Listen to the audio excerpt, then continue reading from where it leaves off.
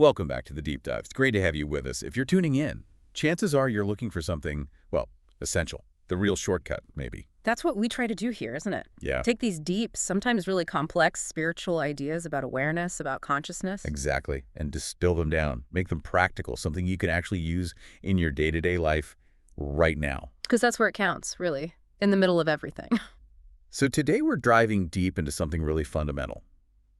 It's based on a question that I think resonates with a lot of people on this path, maybe even you listening right now. The question is this. If you had to strip everything else away, all the complicated practices, the retreats, the long meditation sessions, if you could only keep one single practice for your everyday life. Just one thing. Right, just one thing to cultivate real, sustained presence amidst all the busyness. What would that single practice be? It's a powerful question. And it's really the core challenge tackled by the source material we've been looking at for this deep dive. You know, so many people start a spiritual journey and think they need these really elaborate, time-heavy methods. But this source argues, pretty strongly actually, that the real power is in simplicity and consistency. Simple and consistent. Okay. They're essentially looking for the practice that gives the biggest return on investment for your attention, if you want to put it that way. A spiritual ROI, huh? I like that. Kind of. So our aim today is to really pull out that single most effective practice, the one the teachings highlight as reliably bringing about what they describe as an enormous influx of presence. An enormous influx. That sounds promising. And it needs to be something anyone can do, right? Accessible. Absolutely. Instantly accessible, universally applicable. That's the criteria. Okay, so the big reveal. What did we find? What is that single practice? Well, like so many fundamental truths, it sounds almost deceptively simple. Which often means it's incredibly profound underneath. Exactly. The single core practice, distilled from the source material, is this. Observe your breath. Observe your breath. Just that. Just that. But, and this is the crucial part, it's not just about saying it.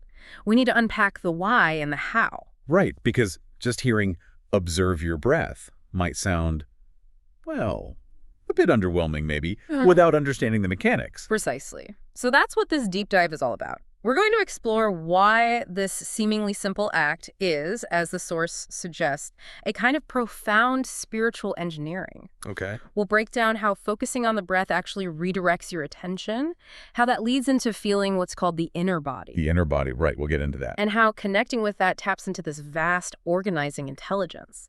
And very importantly, why this whole process is fundamentally different from just trying to numb the mind or escape thinking, the difference between rising above thinking versus falling below it. Okay, that sounds like a vital distinction. So let's get into it. Section 1. Breath awareness and that initial shift in attention. Okay, let's unpack this first step then. Observe your breath. The instruction mentions doing this in our spare moments. That seems key for making it practical, right? Not some big scheduled thing. Exactly. That's the genius of it for daily life. We're not necessarily talking about needing an hour cushion session every morning, though that has its place. We're talking about weaving moments of awareness into the fabric of the day. Those little gaps. Yes, those moments that usually get filled with, compulsive thinking or checking your phone. The mechanism itself relies on a simple principle. Your attention can't be fully invested in two things at once. Especially not the thinking mind's endless stories and the present moment sensation. Okay, so when I consciously decide to feel the breath. Right. You follow the actual sensation, the air coming in, going out, maybe the chest rising slightly, or the belly expanding and contracting. The moment you do that, you're performing a really decisive action, energetically speaking. What's happening? You're actively moving your attention. You're taking it out of the constant stream of thought, the mind with a capital M, and placing it directly into the bottle. Out of the mind into the body. Yeah. That sounds like shifting your whole center of gravity almost. It is. The source talks about the mind as a tool, a functional machine for analysis, planning, problem solving, which is fine, necessary even. But the problem is when we're stuck there. Exactly. When attention is glued to it 24/7, it just runs wild. It creates all this emotional static, this energetic noise. The issue isn't the mind itself, it's our complete identification with it. So diverting attention to the breath starves that noise. It does. You withdraw the fuel your attention from the incessant, often ego-driven narrative, and the result is immediate.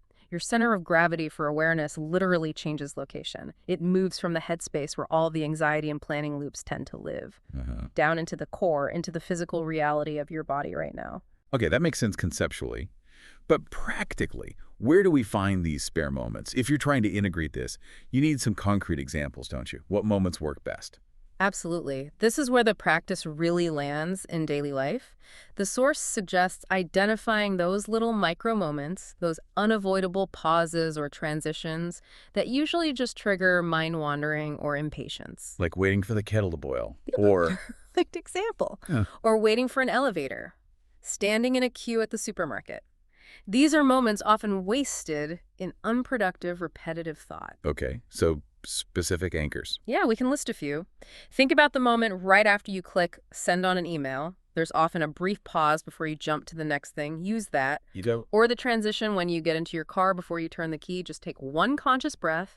Feel your body in the seat. Washing your hand. Excellent one. Instead of planning your next meeting while you wash, just feel the water, feel the movement of your hands, and notice the gentle rise and fall of your abdomen with your breath. Even in conversation. Yes. When you finish speaking, before the other person even replies, just take one full, conscious inward and outward breath. Feel it. These are tiny pockets of time, always available, perfect for a subtle reset. And you mentioned something crucial earlier, that you can still function, still listen, or observe your surroundings while being aware of the breath. It's not about zoning out. That's absolutely key. It's not a deep trance state you need for this daily integration. You Mhm. can be in a meeting, listening attentively. You can be driving. You can hear me speaking right now. And still have a part of your attention on the breath. Precisely. It acts like an anchor. It prevents the thinking mind from completely hijacking 100% of your available consciousness. You're still engaged with the world, but you're simultaneously grounded in presence through the body. So it's the difference between being totally lost in thought while doing something versus being anchored and present while doing it. You've got it. And as your attention consistently follows the breath, something else starts to happen. A natural progression occurs. You inevitably start to become aware of something subtler, the inner energy field. Or you could call it the subtle aliveness of the body itself. And that awareness is the real gateway to deeper presence. Okay, so following the physical breath leads to feeling an energy field. That feels like a bit of a leap. How does that work? What does it actually feel like? Because if it's too vague, people won't know what to look for. That's a fair question. The shift is from sensing the body purely physically, muscles, bones, skin, to sensing it energetically, directly. Okay. So as you gently rest your attention in the body, maybe following the breath down towards the abdomen, and you relax to that attention, you might start to notice something beyond just the mechanical movement. Like what? The source describes it in fairly concrete ways. For some, it might start as a subtle warmth, maybe in the palms of their hands or the soles of their feet, a feeling that's just there. Not muscular heat, something else. Something else. For many others, it manifests as a very gentle, almost buzzing sensation, a quiet, vibrational aliveness. It's not tense, it's not unpleasant, it's subtle. Subtle buzzing. You might first become aware of it near the area where you feel the breath most strongly, maybe the chest or diaphragm. But if you just stay with it, gently, without forcing anything, you often realize this sensation isn't really localized. It's everywhere. It starts to feel like it permeates the whole inner landscape of the body. Your hands, your feet, your arms, your legs. It's described as a pleasant, gentle feeling of pervasive energy. That is what the source calls inner body awareness. So I'm feeling the body experiencing itself as alive, Yeah, energetically, yeah. not just through the usual five senses. Exactly. Independent of the usual sensory input. You're tapping into the feeling of life itself within the form. And that first taste, that's the beginning of true embodied presence. Okay, so we've moved from the breath to this feeling of inner aliveness, this energy field. Now, you're saying this isn't just about feeling relaxed or, pleasantly tingly. The source material takes this much further, right? It calls this the animating presence. Yes, that's the crucial step up in understanding. This inner body awareness isn't just a byproduct of relaxation. It's your conscious connection to the very organizing principle that is miraculously keeping your body alive and functioning every single second. The organizing principle, let's pause there. We spend so much time thinking about external stuff, our jobs, relationships, problems, yet this incredibly complex thing, our body, just runs itself in the background. It's astonishing when you really consider it, and the source emphasizes this. We must appreciate the sheer miracle of it. This inner awareness connects you to that. How does the source talk about this organizing principle in relation to, say, what science calls the autonomic nervous system? That manages unconscious functions too, right? It does, but the source presents this animating presence as something deeper, more fundamental. The autonomic nervous system could be seen as the mechanism, the biological circuitry through which this deeper intelligence operates. But the presence itself is the source of that intelligent operation. So is the intelligence behind the mechanism. Exactly. Think about the sheer scale of what's happening inside you right now. Uh. Trillions of coordinated chemical reactions every second. Organs functioning like highly sophisticated self-regulating labs. Temperature control, DNA repair, immune responses. It is, as the source puts it, an unbelievable complexity. And we take it completely for granted. Almost entirely. If you just look empirically, non-mystically, at how your body formed from a single cell, how it maintains itself day after day, how it heals, Yeah. it demonstrates an intelligence that's instantaneous, holistic, and works far beyond the linear capabilities of our thinking mind. Right. And here's the core insight the source stresses. There is an intelligence behind this temporary arrangement of atoms and molecules that makes up your physical body, and you are not doing it. Meaning my conscious self, my ego, my thinking mind. Correct. Your personality, your I, takes zero credit for the beating of your heart, the digestion of your food, the firing of your neurons. It's happening spontaneously. Wow. Okay, so when I bring my attention, anchored by the breath, into this inner body feeling, I'm not just chilling out, I'm actually making contact with that vast, spontaneous intelligence that's running the whole show. Precisely. And here's the really transformative part, the spiritual alchemy, if you will. When you consciously connect with that intelligence through your attention, it becomes conscious of itself through you. Say that again, it becomes conscious. That deep organizational intelligence usually runs silently, unconsciously, like a powerful engine humming in the background. But when you place your focused, present attention there via the breath, feeling the inner body's aliveness, that intelligence, in a sense, wakes up within your field of awareness. It becomes present to itself through the portal of your attention. So the inner body awareness isn't the final destination, it's more like a doorway. Exactly, a portal into something much deeper. The awareness isn't of the physical body ultimately, but of the formless life or presence that animates the form. The life animating the form. Okay. The physical form is temporary, obviously. But that animating presence, that intelligence, is fundamental. And that connection, the simple sequence, breath awareness leading to inner body awareness, that is a complete and incredibly powerful meditation in itself. Let's talk about how powerful it is right in the moment, especially when things get tough emotionally. Say you're caught in a loop of anxiety or really stewing over some conflict. The instruction is just to anchor back. Yes. It acts like an immediate internal circuit breaker. The source is really clear on this.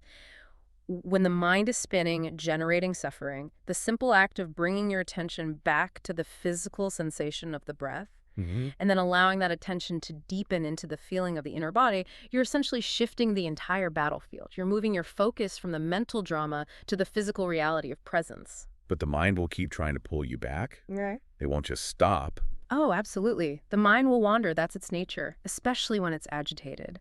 The practice isn't about instantly silencing the mind. It's about repeatedly and gently bringing your attention back. Each time you notice you're lost in thought, you just guide the attention back to the breath, back to the inner body. No judgment, just return. And why does that work? Why does shifting attention calm the storm? Because that mental turbulence, that anxiety, that anger, it needs your attention to survive. It feeds on your conscious focus. When you withdraw that fuel consistently and place it instead into the calm, grounded reality of the inner body's presence, the mental storm naturally loses energy. It subsides. It's a direct act of disengagement from the mechanism of suffering. So you're not fighting the thoughts, you're just redirecting the energy source. Precisely. And this grounding is so potent because presence, real presence, isn't just an idea you hold in your head. It's something experienced with the entire body. It's embodied. Okay, so we've established this powerful internal anchor breath leading to inner body awareness. Now, you're suggesting this internal feeling actually starts to shift our perception of the world outside us. It moves beyond just the physical form. That's the next stage described in the source. As that inner presence, that feeling of aliveness, deepens and becomes more stable, your whole sense of self begins to subtly change, becomes less dense, Okay. less identified with just the physical boundary. And how does that manifest externally? Well, the intensity of that inner feeling of aliveness starts to feel like it doesn't just stop at your skin. It's almost like it extends outwards. And a very curious yet palpable external phenomenon can begin to occur. Hmm. You start to feel, well, surrounded by a presence. Surrounded by presence. Okay, now we're getting into some potentially mind-bending territory here. What does that mean? Feeling surrounded. It means you begin to sense the space around you differently, not as just empty void, which is often how we conceive of space in the West, right? Just nothingness between objects. Empty space. Instead, you start to perceive that space itself as having a quality, a mysterious, vibrant quality. It's not empty, it feels Yeah. alive, charged almost. A live space. That might be hard for some people to grasp initially. It can be because our language is built around objects and things. And this surrounding presence isn't an object. It's not a thing you can point to or measure easily. That's why the source sometimes refers to it as no thing. No thing. Meaning not an object, but not nothing either. Exactly. It's emphatically not nothing. It's described as an alive presence that permeates everything, surrounds you, and includes you. You don't need to believe in it as a concept. The idea is that as your inner presence deepens, you begin to sense it directly, much like you can walk into a room and sense the atmosphere, tension, or peace. So it's a direct perception. Yeah. And this is a crucial step, you're saying, in breaking down that feeling of being separate. A very crucial step. Because it starts to dissolve the fundamental illusion of me here and the rest of the universe out there, separated by skin. And this kind of realization, sensing this alive space, it connects with what many sages and mystics have talked about through our history, doesn't it? Absolutely. The source material specifically points to this lineage of understanding. It actually highlights and recommends exploring the writings of Ralph Waldo Emerson. Emerson, the American transcendentalist. Yes. Quoting his famous line, "We live in the lap of immense intelligence." The source mentions Emerson as a great teacher who articulated this universal truth quite beautifully, this idea that the same intelligence that organizes your body is also permeating the entire cosmos. It's one intelligence, one presence. Yeah. We live in the lap of immense intelligence. That's a powerful image. And understanding that, truly internalizing it, must have a huge impact on how you feel day to day. Profoundly so. Think about the usual unconscious state, perceiving yourself as this isolated, often burdened, separate self. Here's me struggling inside my head, and then there's this vast, indifferent, maybe even hostile universe out there. That's the default for many, yeah. Creates a lot of fear. It's the very root of fear and suffering, according to this teaching. The truth, as presented here, is radically different. It's that the individual you doesn't actually end at your physical boundary. When you access the state of presence, you realize, and I'm paraphrasing the source here, that you are extended into the vastness of the universe in this dimension of space. Extended into the vastness. So not an island, more like a wave in the ocean. That's a classic analogy, yes. You're continuous with the immense intelligence, the living presence that surrounds and sustains you. Okay, this idea of extension, of space being alive, naturally brings us to another concept mentioned, the difference between outer space and inner space. What's that distinction? Right. So outer space is what we normally think of the physical universe, stars, planets, the space between objects. It's the domain of form. And inner space. Inner space refers to the space within consciousness itself. It's the formless awareness, the silent background against which all thoughts, emotions, and sensations appear and disappear. Like the screen on which the movie of our mind plays out. That's one way to think about it. Or the source uses an analogy of a room. Imagine a room filled with furniture, objects, clutter. That's like your mind filled with constant thinking, memories, plans. Okay. Now imagine removing all the furniture, all the objects, all the clutter. What remains? Just the empty space of the room itself. Exactly. Inner space is the experiential equivalent of that. It's consciousness without its content. It's the pure awareness that is aware of the thinking, but isn't caught in the thinking. It's the stillness underneath the noise. And this inner space, this awareness, is it connected to the alive space we feel externally? They are ultimately understood as aspects of the same reality. The stillness and presence you discover within, through inner body awareness, is the same quality as the living presence you sense without. The boundary dissolves. Inner and outer become one field of awareness, one intelligence. So this whole journey towards presence, towards connecting with this inner and outer space, It seems to stem from a really deep human impulse, doesn't it? The source mentions this, an almost unconscious desire in everyone to be free of the self. Yes, that's identified as a core motivation. And when the source talks about the self in this context, it means the egoic entity. Which is? It's described as that constructed personality, the heady, often problem-making identity that feels separate, that worries constantly, that generates suffering and carries this inner weight, that feeling of being burdened by me. Right, the part that replays arguments or frets about the future. Exactly that. And the source argues that this deep, inherent desire to be free from the suffering caused by this egoic self is what drives almost all human seeking. Whether people label it spiritual or not, everyone wants relief from that inner burden. Okay, so we all want freedom from that heavy self. But the way we seek that freedom can lead down very different paths. The goal might seem the same to quiet the noisy, painful mind, but the method matters immensely. This is perhaps one of the most crucial distinctions the source material makes. When authentic spiritual teachings talk about transcending the mind or stopping thought or finding inner silence, what they mean is to rise above thinking. Rise above it. Through the path we've been discussing, conscious awareness, focused attention, presence, using the breath, connecting with the inner body. In this state, you retain full consciousness, full alertness, even heightened clarity, but you are no longer identified with or enslaved by the stream of thoughts. You're the observer, grounded in being. Okay, that's the path of presence. What's the alternative? The other way people try to quiet the mind. The other path is described as falling below thinking. This is a regressive move. You achieve a temporary stop to the mental noise, yes, but it comes at the cost of consciousness, of clarity, of presence itself. Falling below thinking, like when we sleep. Sleep is the most common example, yes. In deep, dreamless sleep, the thinking mind ceases, but so does conscious awareness. You fall below the threshold of thought. But it can also happen in other states. Such as? Extreme physical exhaustion, for instance. Think of severe jet lag, where your cognitive functions are just dulled, stupefied, the mind isn't racing, but you're certainly not present or clear. Right, you just feel foggy. And, very significantly, this falling below thinking is often actively sought through chemical means. The source is quite direct about this, mentioning substances like alcohol or various drugs. Why do they lead to falling below? Because many of them work by depressing higher brain functions, including the very activity associated with the restless, egoic thinking mind. They effectively numb or switch off the part that generates the psychological turbulence. And the immediate effect feels like relief. Exactly. If your mind is constantly torturing you with worry or negativity, anything that silences that inner torturer feels like liberation. Falling below the level of thought can feel incredibly comfortable, peaceful even, for a short while. And therein lies the danger, I suppose. Precisely. Because that temporary comfort, that cessation of mental pain achieved through dulling consciousness, can be easily mistaken for a state of enlightenment or true peace. Mistaken for the real thing. Yes. The relief from the heavy burden of the ego feels so profound that people might think, this is it, this is freedom.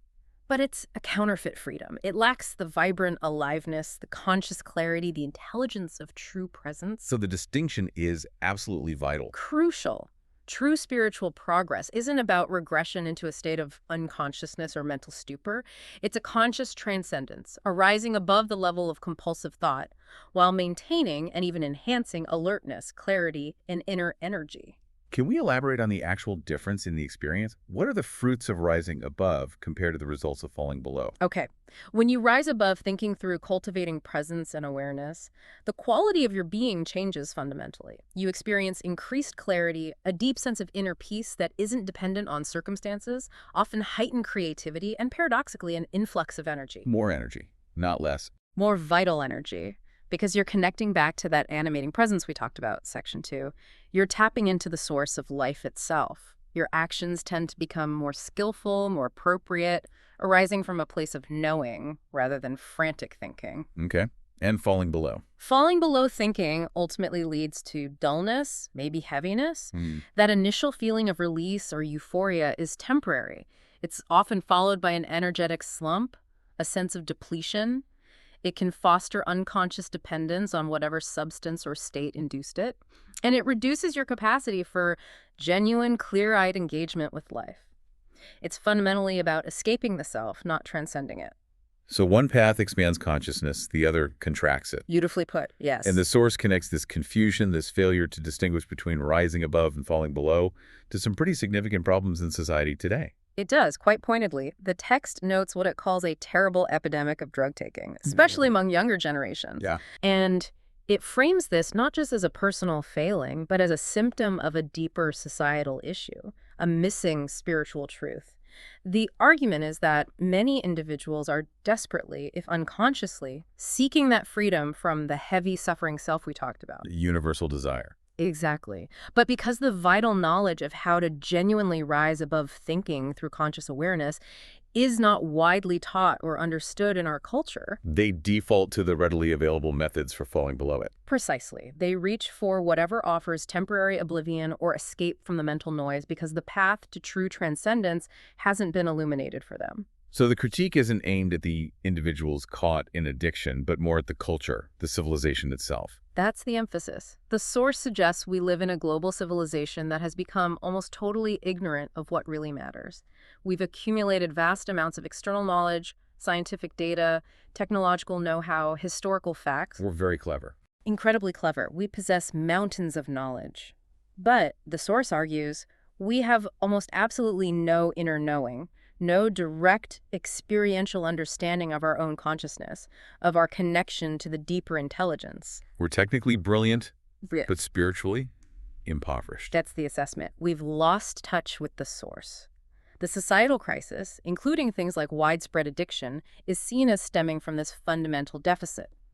The lack of knowledge about consciousness self, about the path of presence. Let's really nail down that difference between knowledge and knowing. You used the bicycle analogy earlier. Could we revisit that? Yes, it's a good one. So knowledge about riding a bicycle would be reading the instruction manual cover to cover, Okay. understanding the physics of balance, learning about gyroscopic forces, knowing the names of all the parts, studying the statistics on falling off. It's all information about the bicycle, stored in your head.